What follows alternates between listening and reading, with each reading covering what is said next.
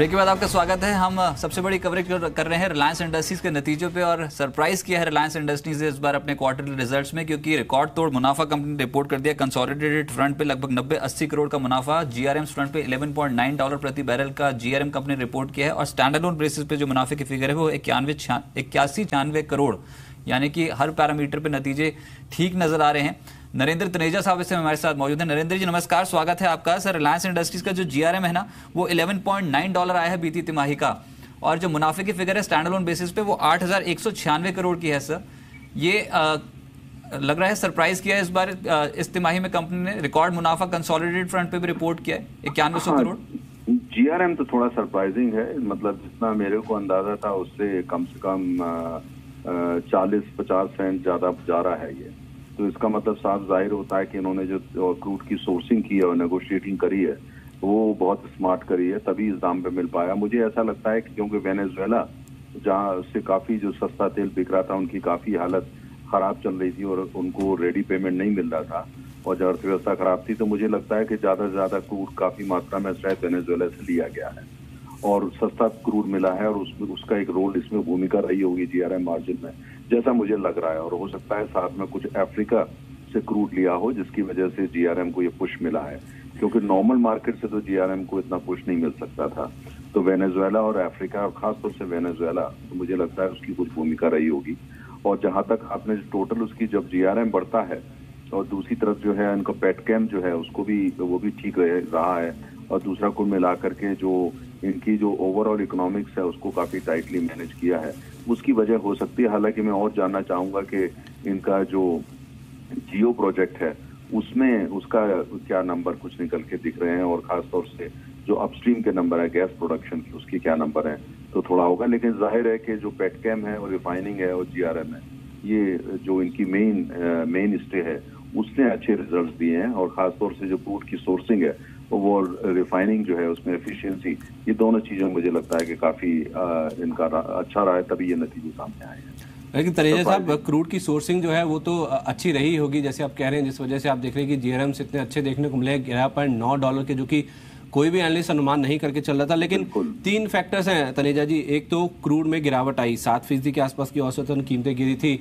Light और heavy crude के बीच में जो डिफरेंशियल्स हैं वो भी नैरो डाउन हुए हैं और उसके साथ साथ रुपये अप्रिशिएट हुआ है। उसके बावजूद अगर कंपनी इस तरह के जीआरएम्स रिपोर्ट करती है तो क्या आपको लगता है कि जो एनालिस्ट हैं और जिस तरह का अनुमान है रिफाइनिंग कारोबार को लेके और जो बाकी कंपनियां हैं इस पूरे स्पेस की, चाहे आप एमआरपीएल की बात कीजिए, आईओसी, बीपीसीएल, एचपीसीएल की बात कीजिए, क्या उनके नंबर्स भी फिर काफी स्ट्रांग देखने को मिल सकते हैं और आरआईएल में क्या फिर कुछ बड़े अपग्रेड भी आ सकते हैं? नहीं, मुझे लगता है कि कंपैरिजन ठीक नहीं रहेगा। उसकी मैं 2 वजह मुख्यतः देखता हूँ। एक तो यह है कि जो क्रूड की सोर्सिंग आपकी जो होती है किस दाम पे होती है वो बहुत बड़ा रोल प्ले करती है आपके जीआरएम के अंदर। दूसरी बात यह है कि जो अपनी रिफाइनरी है उसका टेक्नोलॉजिकल अपग्रेडेशन आप लगातार कर रहे हैं या नहीं कर रहे हैं, जो ये करते रहे हैं, जो साफ दिख रहा है मुझसे। और उसके बाद जो पेट्रोलियम प्रोडक्ट्स आप बेच रहे हैं वो किन मार्केट में बेच रहे हैं और वो वहां पे आपको उस पर उतना रिटर्न कितना मिल रहा है। और जाहिर है कि मुझे लगता है कि काफी भारी मात्रा में पेट्रोलियम प्रोडक्ट्स भारत में भी बिका है, क्योंकि भारत भी आज पेट्रोलियम प्रोडक्ट्स की one of the fastest growing markets बन चुकी है। लगभग 7% की ग्रोथ वहां चल रही है, आने वाले समय में और बढ़ने वाली है। तो मुझे लगता है बहुत सारे ऐसे फैक्टर्स जो बहुत विजिबल नहीं दिखते होराइजन पे, पर उनकी भूमिका रही है। और उसमें जो है हमेशा रिलायंस का ये रहा है कि ये हमेशा उन चीजों पे फोकस करते हैं जहाँ मार्जिन ज्यादा हूँ और हालांकि और ऐसी मार्जिन को, ऐसे मार्केट को देख पाते हैं जो तमाम और लोग नहीं देख पाते हैं। सरकारी कंपनियां तो नहीं देख पाती उनको, तो ये उसका नतीजा है कि ये ज्यादा क्या है। लेकिन जो जीआरएम आप बता रहे हैं जो रिजल्ट में निकल के आ रहा है, मुझे लगता है कि ये वर्ल्ड में रिकॉर्ड होगा अपने किस्म का, कम से कम इस क्वार्टर में। क्योंकि इतना जीआरएम मिलना जो है वो तभी पॉसिबल हो पाता है जब आपकी ये तीनों फैक्टर जो मैंने आपको बताए, ये तीनों फैक्टर पे आप हर पैरामीटर पे आप बहुत ही बेहतरीन काम कर पाए, तभी ये संभव हो पाता है, नहीं तो हो नहीं पाता। और ज्यादातर क्रूड जो मुझे लगता है जो क्रूड लिया गया है, इन्होंने जो लिया है वो दूसरा स्वीट क्रूड तो खैर लेते नहीं है, लेकिन वो वाला क्रूड लिया जो सस्ता होता है, जिसमें थोड़ा वैक्सी होता है, लेकिन उसमें मार्जिन आपको ज्यादा होता है क्योंकि वो कच्चे दाम पे मिलता है, सस्ते दाम पे मिलता है। और जो प्रोडक्ट आप निकालते हैं, जो ये रिफाइनरी में कर पाते हैं, उसको आप उन मार्केट में बेचते हैं जहां आपको रिटर्न ज्यादा मिलता है, खासतौर से जो डेवलप्ड कंट्रीज हैं। और मुझे लगता है कहीं ना कहीं ये, क्योंकि ये डिस्क्लोज नहीं किया था, लेकिन पैटर्न जरूर यही रहा होगा, क्योंकि बिना ऐसे करे ये मार्जिन आप अचीव ही नहीं कर सकते। और तनेजा जी, मैंने ये सवाल आपसे इसलिए पूछा था पर्टिकुलरली क्योंकि इनका एक पेटकोक गैसिफिकेशन प्लांट था जो कि शुरू होने वाला था, और उससे एनालिस्ट ऐसा अनुमान करके चल रहे थे कि $1 या तो फिर $1.5 तक का जो इजाफा है वो जीआरएम्स में देखने को मिल सकता है। इस बार के जो नंबर्स आए हैं, क्या उसमें ये जो नया प्रोजेक्ट इनका शुरू हुआ है उसका भी इम्पैक्ट देखने को मिला है? अगर हाँ, तो क्या ये मान के चले कि जो 11.5 से 11.9 के आसपास के जो लेवल्स इस बार इस कंपनी ने रिपोर्ट किए हैं, क्या यही एक बेस मान के चलना चाहिए? और चूंकि नए प्रोजेक्ट शुरू कर रही है लगातार कंपनी, तो इन्हीं लेवल्स के आसपास ही जो जीआरएम्स है वो सस्टेन करते हुए दिखेंगे, $11.5 का बेस मान के चले? देखिए, जो नए आप प्रोजेक्ट की बात कर रहे हैं उसकी भूमिका है, लेकिन अभी पूरी तरह रिफ्लेक्ट नहीं हो पा रही है नंबर्स में, और तो इसलिए उसकी भूमिका भी पूरी तरह नहीं है, लेकिन उसकी एक भूमिका है, लेकिन वो मेरे ख्याल से 30 से 35% से ज्यादा नहीं है। जो असली भूमिका वो ये रही है, खासतौर से जहाँ के पारंपरिक रूप से जहाँ से ये तेल लेते रहे हैं, उन देशों के अंदर वहां पे समस्या आ रही है। उनको वो सस्ते दाम पे तेल दे रहे हैं। अगर आप बल्क बायर हैं, पेमेंट आप सही टाइम पे कर रहे हैं, तो आपको सस्ते दाम पे तेल देने को तैयार है। उसमें रूस शामिल है, उसमें ईरान कुछ हद तक शामिल है, उसमें वेनेजुएला तो भारी तरीके से शामिल है। तो मुझे लगता है जो इनका कच्चा तेल आया है, कहीं ना कहीं ईरान से उसकी मात्रा बढ़ी होगी, और वेनेजुएला से बहुत मात्रा बढ़ी होगी, और रूस से भी कहीं ना कहीं ये तेल आया होगा, तभी जाकर के आपको ये मार्जिन, और अफ्रीका के 1-2 देश हैं, तभी ये मिल पाता है। तो मुझे लगता है उसकी भूमिका ज्यादा है कि आपने कितने सस्ते दाम पे क्रूड लिया, और उसके बाद जो है जो उसको आपने बेचा ऐसी मार्केट के अंदर जहां आपको पेट्रोल, डीजल, टरबाइन फ्यूल और पेट्रोलियम प्रोडक्ट का मार्जिन ज्यादा मिलता है। अच्छा, विकसित देशों में बेचा। कुल मिलाकर रिलायंस 107 देशों में अपने पेट्रोलियम प्रोडक्ट बेचती है। मुझे लगता है कि इस क्वार्टर के अंदर जिसके रिजल्ट की हम चर्चा कर रहे हैं, ऐसी मार्केट में ज्यादा गया है जहां पे पेट्रोल और डीजल महंगा बिका है, लेकिन दूसरी तरफ जिन्होंने जो तेल खरीदा है, कच्चा तेल लिया है, वो वेनेजुएला, ईरान और रशिया जैसे देशों से आया है, जहां अच्छी इन्होंने टाइम पे पेमेंट दे करके या स्पॉट पेमेंट लेकर के सस्ते दाम पे वहां से कच्चा तेल लिया है, और काफी हद तक जिसको कहा जा सकता है उस क्वालिटी का तेल लिया है जिसको तमाम सरकारी रिफाइनरी भारत में शायद रिफाइन करके उतना जीआरएम नहीं ला सकती। इनकी रिफाइनरी ऐसी है कि किसी घटिया से घटिया तेल ला करके आप बढ़िया से बढ़िया पेट्रोलियम प्रोडक्ट पर निकालते हैं, पेट्रोल निकालते हैं, डीजल निकालते हैं, और उसको दुनिया के विकसित देशों में बेचते हैं। तो यही एक कारण है कि इनका जीआरएम ज्यादा है। अब इसको सस्टेन कर पाना आगे, मुझे लगता है ये जो जीआरएम है आज के हालात में काफी अच्छा है, उसको सस्टेन करने के लिए अब देखना होगा कि आगे कुल मिलाकर के तेल का बाजार कैसे चलता है, और इनकी जो सोर्सिंग है, वो सोर्सिंग की जो है क्रूड कच्चे तेल की जो करते हैं, क्या वो उसमें इसको मेंटेन कर पाते हैं, या कुल मिलाकर के तेल का बाजार जो है उसकी शक्ल ही बदल जाती है। चलिए, ठीक है तनेजा जी, आपने सही बात कही कि क्रूड की जो सोर्सिंग है उसका जो इम्पैक्ट है वो इस बार नंबर्स में जीआरएम्स के फ्रंट पे देखने को मिला। लेकिन कुछ और डिटेल्स आपके सामने रख देते हैं। पेटकेम साइड के नंबर्स आप देखिए, मैं सारे नंबर्स आपको क्वार्टर बेसिस पे बता रहा हूँ, यानी कि Q4 के कंपैरिजन में 3,454 करोड़ रुपए के मुकाबले जो पेटकेम एबिट है वो बढ़कर 3,984 करोड़ रुपए देखने को मिला है। और जो मार्जिन्स हैं, पेटकेम एबिट मार्जिन की अगर आप बात करें, वॉल्यूम्स तो बड़े ही हैं, उसका इंपैक्ट आपने रेवेन्यू फ्रंट पे और एबिट फ्रंट पे देखा, लेकिन मार्जिन्स इस बार ग्रो करने थे, और वो देखिए 13.7% के मुकाबले 16.54% के रहे हैं, यानी कि ऑलमोस्ट 3% के आसपास का जो इजाफा है वो पेटकेम साइड से भी देखने को मिला है। कई क्वार्टर्स के बाद हम देख रहे हैं रजत की ऐसा देखने को मिला है कि जो नंबर्स हैं उसमें रिफाइनिंग तो अच्छा कर ही रहा है, उसके साथ साथ जो पेटकेम साइड के नंबर्स हैं वो भी इस बार अच्छा परफॉर्म करके गए हैं, और शायद यही एक कारण है कि जो मुनाफे के नंबर्स जो आप कह रहे हैं 8196 करोड़ रुपए के आसपास के देखने को मिले हैं। 2 मेन सेगमेंट्स हैं जहां से करीब 90% के आसपास की आय का इनका हिस्सा आता है। दोनों सेगमेंट्स ने कई क्वार्टर्स के बाद, मुझे जहां तक याद है, एक साथ अच्छा परफॉर्मेंस किया है, जिस वजह से आप देखिए इनके जो नंबर्स हैं वो काफी स्ट्रांग देखने को मिले हैं। विकास, मैं आपके पास आना चाहूंगा। ये जो पेटकेम साइड के नंबर्स मैंने बताए, जिसमें एबिट में भी अच्छी खासी ग्रोथ देखने को मिली है, और मार्जिन्स में क्वार्टर बेसिस पे करीब 3% के आसपास का इजाफा देखने को मिला है। इन नंबर्स को आप कैसे देखते हैं? रिफाइनिंग साइड के नंबर्स तो अच्छे हैं ही हैं, लेकिन जो पेटकेम मार्जिन्स इंप्रूव हुए हैं उसको आप किस तरह से देख रहे हैं? नहीं, बिल्कुल रजत, बहुत ही अच्छे नंबर्स हैं, और ऐसे माना भी जा रहा था। हालांकि जो रिफाइनिंग साइड पे जो नंबर्स आए हैं उस पे तो बाजार को फिर भी थोड़ी कॉन्फिडेंस कम था, बट पेटकेम से अच्छे नंबर्स की उम्मीद थी। यहाँ पे एक तो वॉल्यूम्स में बढ़ोतरी हुई है, फिर मार्जिन्स बेटर हुए हैं, और इन्होंने इस क्वार्टर में एक पैराक्सिलिन का एक प्लांट का भी ऑपरेशन शुरू किया है, तो उससे जो कैपेसिटी एक्सपेंशन है उसका भी फायदा मिल रहा है।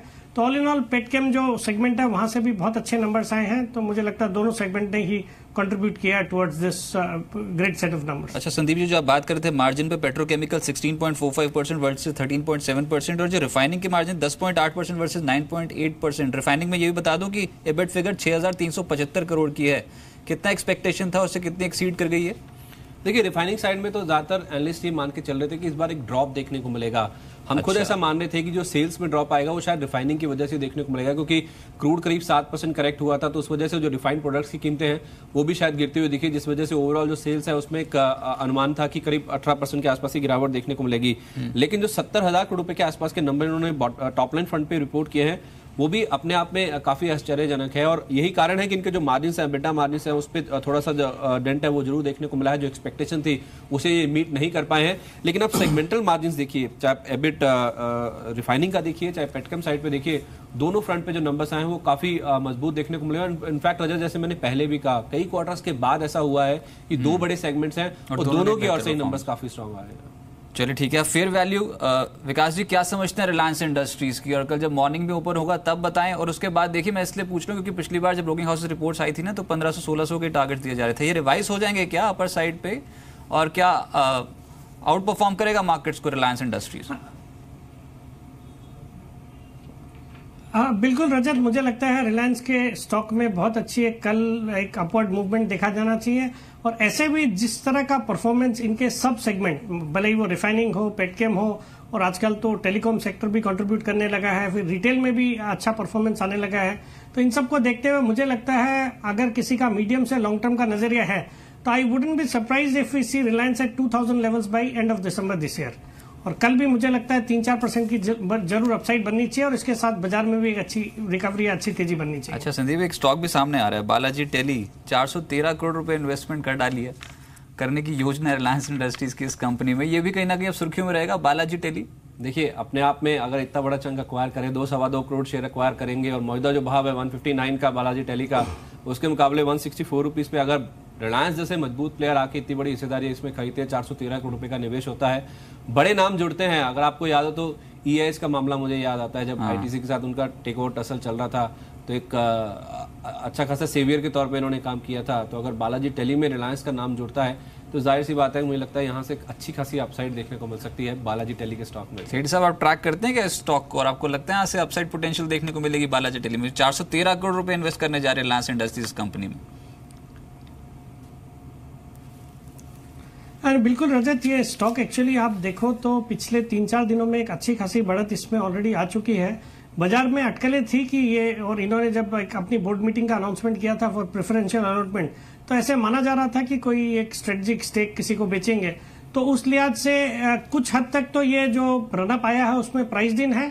बट रिलायंस इंडस्ट्रीज जैसी कंपनी ने स्टेक लिया है, बहुत अच्छे ग्रुप के साथ टाई अप हुआ है, तो और उनके भी जो साइड बिजनेसेस और है जैसे TV 18, नेटवर्क 18, मुझे लगता है ये मिलजुल के कुछ आने वाले क्वार्टर्स या आने वाले महीनों में हम कुछ देखेंगे, तो उस लिहाज से मुझे लगता है इस स्टॉक में एक पॉजिटिव रुझान रहना चाहिए। विकास, लेकिन मैं आपसे पूछना चाहूंगा, आपने 2000 तक के लेवल्स बोले हैं, इस साल के एंड तक 5 महीने बाकी हैं, और करीब करीब 470 रुपए के आसपास की अपसाइड आप देख रहे हैं रिलायंस इंडस्ट्रीज में देखने को मिलेगी। क्या इसमें आप जियो के नंबर्स को भी फैक्टर इन करके चल रहे हैं? मैं इसलिए इंटरेस्टेड हूं क्योंकि कल इसकी AGM भी है, और माना यह जा रहा है कि 10 करोड़ ग्राहक जोड़ने वाले सबसे फास्टेस्ट जो ग्राहक जोड़ने वाली कंपनी थे, उसमें से नंबर्स रिटेन कितने हुए हैं? जो जियो प्राइम मेंबरशिप जो थी, कितने लोगों ने ली है, जिसके लिए उन्होंने 99 रुपीज प्रति उन्होंने दिए होंगे इस मेंबरशिप के लिए, और उसके बाद 303 रुपए का एक रिचार्ज भी किया होगा, यानी कि 400 रुपए के आसपास की उन्होंने इसमें जो पूंजी है वो अपनी डाली होगी। तो कितने नंबर्स रिटेन होंगे? आपका क्या एक्सपेक्टेशन है? ये जो 2000 करोड़ रुपए की वैल्यूएशन या फेयर वैल्यू आप कह रहे हैं, उसमें जियो के कितने नंबर्स आप फैक्टर इन कर रहे हैं? नहीं, बिल्कुल मुझे लगता है जियो से भी पॉजिटिव ही अनाउंसमेंट्स आने चाहिए। जियो के भी जो प्लान्स थे वो काफी अच्छे थे, और जो अभी हम सब्सक्राइबर बेस भी देख रहे हैं, तो मेरे ख्याल में जो मई के मंथ में जो सब्सक्राइबर बेस है रिलायंस जियो के ही खाली बड़े हैं, या थोड़ा बहुत भारतीय एयरटेल के भी बड़े होंगे, बट